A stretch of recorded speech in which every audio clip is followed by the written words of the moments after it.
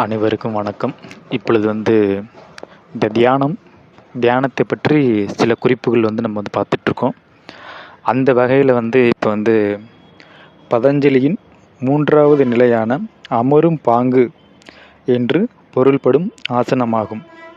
மிக சிறந்த ஆசனத்தை தேர்ந்தெடுக்கும் பொருட்டு பிரத்யாகாரம், தாரணை, தியானம் மற்றும் சமாதி ஆகியவற்றிற்கு எந்தவிதமான அமரும் நிலை மிக சிறந்த விதத்தில் வழிவகுக்கும் என்பதை கருத்தில் கொள்ள வேண்டியது அவசியமாகும்.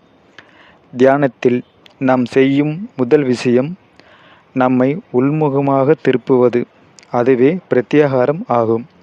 நமது உடல் அமைவு இங்கு உதவ முடியும். நமது கண்களை அகலத்திறந்தும் நமது உடலின் அங்கங்களை பரப்பியபடியும் நம் கால்களை முன்னே நீட்டியவாறு அமர்ந்திருந்தால் உள்முகமாக செல்வதற்கு நமக்கு அது உதவப்போவதில்லை.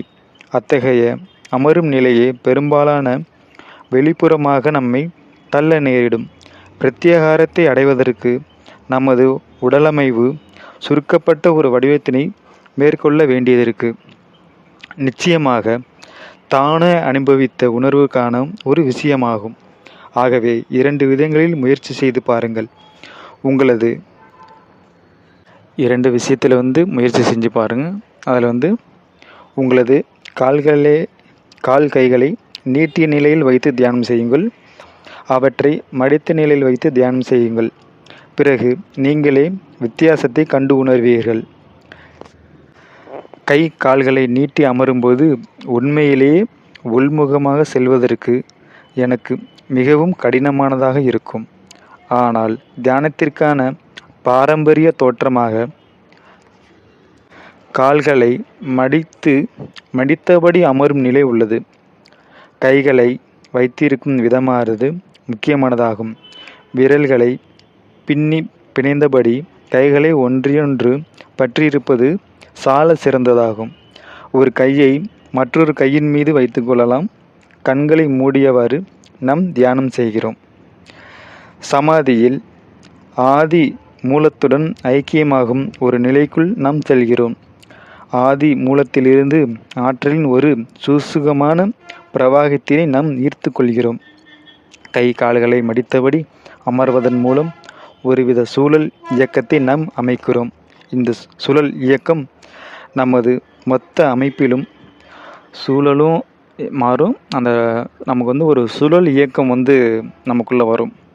நமது மொத்த அமைப்பிலும் அந்த பிரவாகம் பாய்வதற்கு அனுமதிக்கிறது. அது ஒரு கையிலிருந்து மற்றொரு கைக்கும் அல்லது ஒரு காலிலிருந்து மற்றொரு காலிற்கும் பாய்ந்து மீண்டும் சுற்றி சுற்றி வருகின்றது.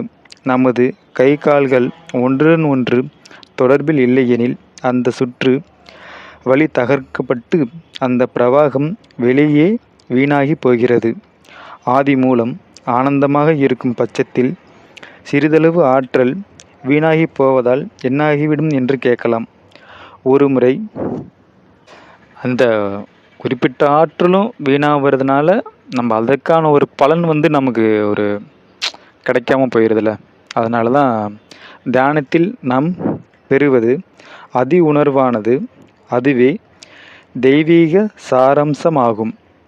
அது வீணாகி போவதை நாம் விரும்ப மாட்டோம். அடுத்து நீங்கள் பெறுவதை நல்ல முறையில் பயன்படுத்துவதை நன்றியுணர்வின் மிக உண்மையான வடிவமாகும்.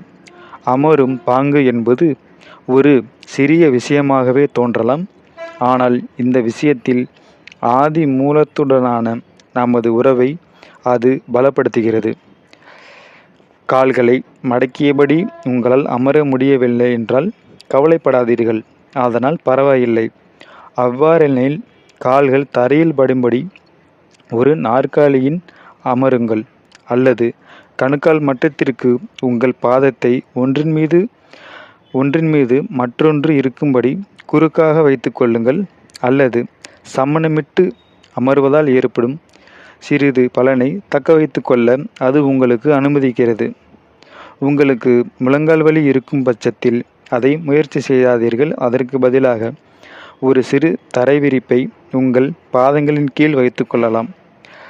கடத்தாத மூலப்பொருட்களால் ஆன தரைவிரிப்பு இருக்கும் வரை இவ்வாறு இந்த கடத்தாத மூலப்பொருளால் ஆன தரைவிரிப்பு இருக்குமாறு இவ்வாறு செய்வது ஆற்றல் வடிந்து வீணாவதை தடுக்க செய்யும்.